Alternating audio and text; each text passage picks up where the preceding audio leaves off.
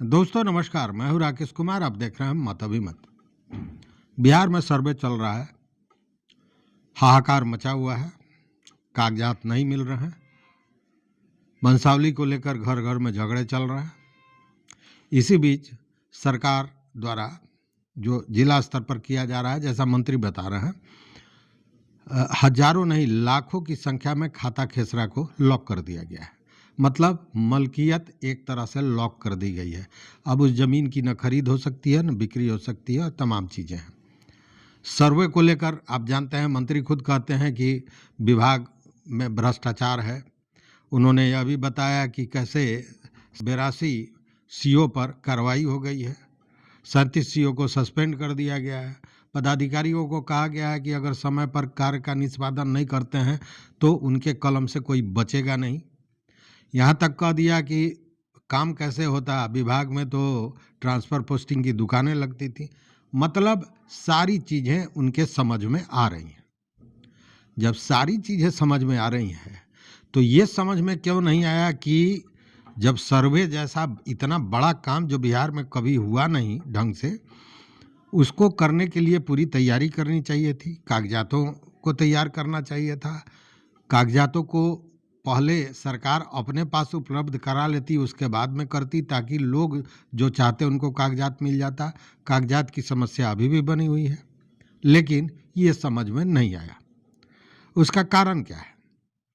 उसका कारण यह है कि ये जो नियम बनाए जाते हैं, ये नियम मंत्री नहीं बनाते हैं। ये नियम आम लोग या वैसे लोग जो इन चीज़ों को के विशेषज्ञ हैं वो नहीं बनाते हैं। विशेषज्ञ कौन बन जाता है? तो जो ब्यूरोक्रेट्स हैं वो। और ब्यूरोक्रेट्स को ज़मीनी मामलों की जानकारी और ज़मीनी हकीकत की जानकारी न के बराबर है। और उसके बाद बैठ के एक योजना बना ली जाती है जो व्यवहारिकता से अलग होती है, और जब वो चीज़ इम्प्लीमेंट होता है तो बवेला मचना स्वाभाविक है, जो अभी मचा हुआ है। लेकिन उससे भी बड़ा एक बवेला है, वो मैं बताना चाहता हूँ, और आज उसी पर बात हो रही है।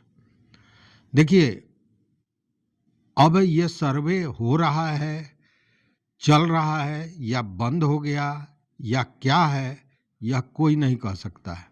मंत्री जी का बयान खुद इन सारे चीज़ों को की शंका पैदा कर रहा है।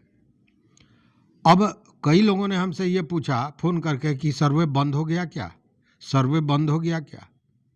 और उसका कारण ये है कि मंत्री महोदय ने कल वक्तव्य दिया कि मतलब इसको आप कह सकते हैं कि सरकार ने यू टर्न ले लिया।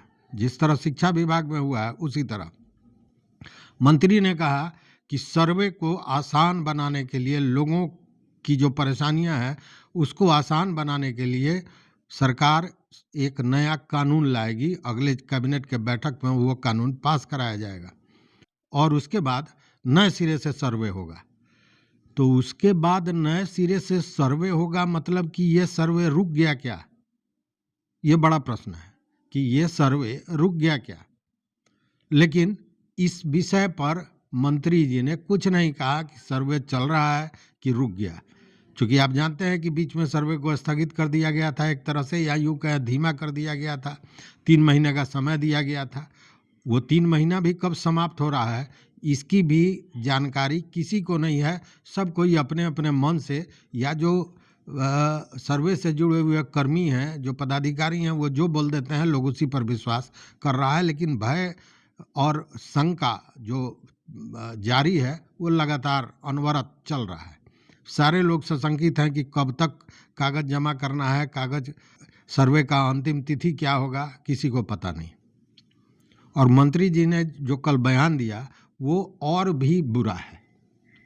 बुरा इस सेंस में कि अगर नया कानून बनाने के बाद ही नए ढंग से सर्वे करना था तो 2 चीज़ें सामने आती हैं। एक चीज़ ये कि अगर यही करना था तो फिर सर्वे क्यों कराया गया जिसमें करोड़ों लोग परेशान हो गए।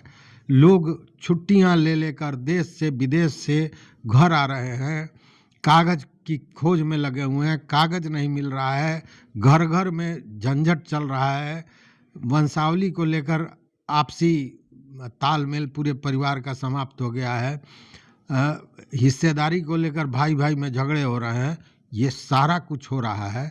और उसके अलावा जो लोग इस कागज़ के पीछे पड़े हुए हैं उनके हजारों हजार रुपए भी खर्च हो रहे हैं। अगर नए कानून से ही सर्वे कराना था तो इन सारी चीज़ों की ज़रूरत क्या थी, या फिर बिना किसी होमवर्क के इतनी बड़ी बात जो राजस्व एवं भूमि सुधार विभाग है उसने कर दी। क्या होना है, कैसे होना है, उसका कोई खाका बनाए बिना सीधे लोगों को ये दिखाना था कि हमने इतनी नियुक्तियां की तो 10,000 नियुक्ति कर लिए, उन लोगों को भेज दिए बाजार में। सच्चाई ये है कि जो ये सर्वे कर्मी हैं उनको भी बहुत सी चीज़ों की जानकारी नहीं है, और व्यवहारिक जानकारी तो है ही नहीं, क्योंकि वो सीधे अमीन अमानत किए, पढ़ाई किए और सीधे चले आए, उनको प्रैक्टिकल कोई नॉलेज नहीं है। उनकी परेशानियां अलग बढ़ी हुई हैं। सरकार की नीति जो है ये स्पष्ट नहीं है, उसके चलते उन लोगों को, ये जो कर्मी हैं जो काम कर रहे हैं सर्वे में, उन लोगों को लोगों का आक्रोश झेलना पड़ रहा है जबकि उनकी कोई गलती नहीं है। तो ये सारी चीज़ें क्यों की गई अगर नए कानून के अनुसार और नए सिरे से सर्वे करना था, पहली बात। दूसरी बात कि अब देखिए, अब तो ये जो सर्वे हो रहा है उसके बाद की बात हो रही है कि नए सिरे से कानून बना के सर्वे किया जाएगा। और अभी ये सर्वे अभी पूरा नहीं हुआ था, तब तक पुराने सर्वे के आधार पर लाखों खातों को, लाखों खाता खेसरा उसको लॉक कर दिया गया, जो सरकार के अधिकार क्षेत्र के बाहर का चीज़ है। मलकियत का डिसीजन सरकार नहीं कर सकती है, वो डिसीजन कानून करता है। तो वहाँ भी गड़बड़ियाँ हुई। तो कहने का मतलब है कि समझ में नहीं आ रहा है कि आखिर सरकार इस तरह का, अब देखिए ना, शिक्षा विभाग में तमाम हंगामा हुआ, ये कानून बना, वो कानून बना तबादला को लेकर।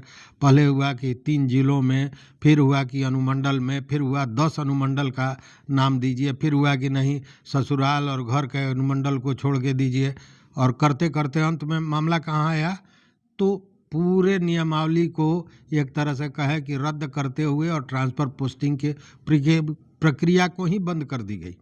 हालांकि हाईकोर्ट ने भी उसे बंद कर दिया, लेकिन जब हाईकोर्ट ने बंद कर दिया और सरकार को लगा कि अब तो मुंह की खानी पड़ेगी, तो उधर हाईकोर्ट डिसीजन दे रहा था, इधर मंत्री महोदय प्रेस कॉन्फ्रेंस आनन फानन में बुलाकर और इस बात की घोषणा कर रहे थे, और फेस सेविंग डिवाइस के रूप में सीएम का नाम ले लिया कि सीएम ने कहा कि इसको बहुत आसान बनाना है, शिक्षकों को सुविधा देनी है, इसलिए इस तरह की का निर्णय लिया गया है। और वही स्थिति फिर यहाँ सर्वे में भी दिख रहा है। सर्वे में क्या दिख रहा है सो आप समझिए। सर्वे अभी हो रहा है जिसको लेकर हाहाकार है, लाखों लोग, करोड़ों लोग परेशान हैं इसको लेकर। तब तक मंत्री महोदय का ये कहना है कि नया कानून आएगा और नए सिरे से सर्वे होगी। तो ये सर्वे चल रहा है कि नहीं, इसको तो कम से कम स्पष्ट मंत्री जी को करना चाहिए। ये लोगों को परेशान करने, देखिए केवल लोग परेशान हो रहे हैं, काम तो हो नहीं रहा है, लोग केवल परेशान हो रहे हैं। और उसका कारण यह है कि कोई भी जो नियम बन रहा है या कोई भी जो योजनाएं आ रही हैं, वो योजना या वो नियम किसी भी स्थिति में व्यवहारिक नहीं हो रहा है। ज़मीनी हकीकत से अलग बंद कमरे में जो कानून बनाए जाएंगे, जो नियमावली बनेगी, जब वो फील्ड में पहुंचेगा तो स्वाभाविक है कि उसकी मिट्टी पलीद होगी, जो हो रही है।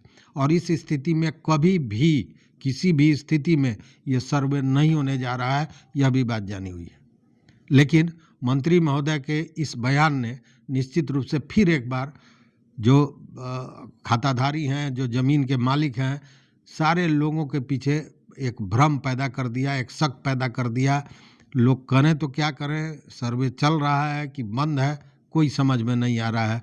कि फिर चूंकि उन्होंने कह दिया कि नए कानून बनाया जाएगा और उसके तहत नए सिरे से सर्वे कराई जाएगी, अब इसका क्या मतलब है, तो मंत्री महोदय बताया। दूसरी बात, मंत्री महोदय ने एक बड़ी अच्छी बात कही। उन्होंने कहा कि ये जो भूमि एवं राजस्व विभाग है, इसका सीधे जनता से संपर्क है।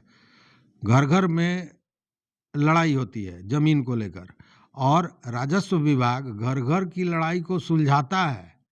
अब बताइए साहब, ये कितना बड़ा जोक है कि आपने सर्वे और वंशावली को लाकर घर घर में झगड़ा पैदा कर दिया और आप कह रहे हैं कि घर घर का झगड़ा सुलझाता है राजस्व विभाग।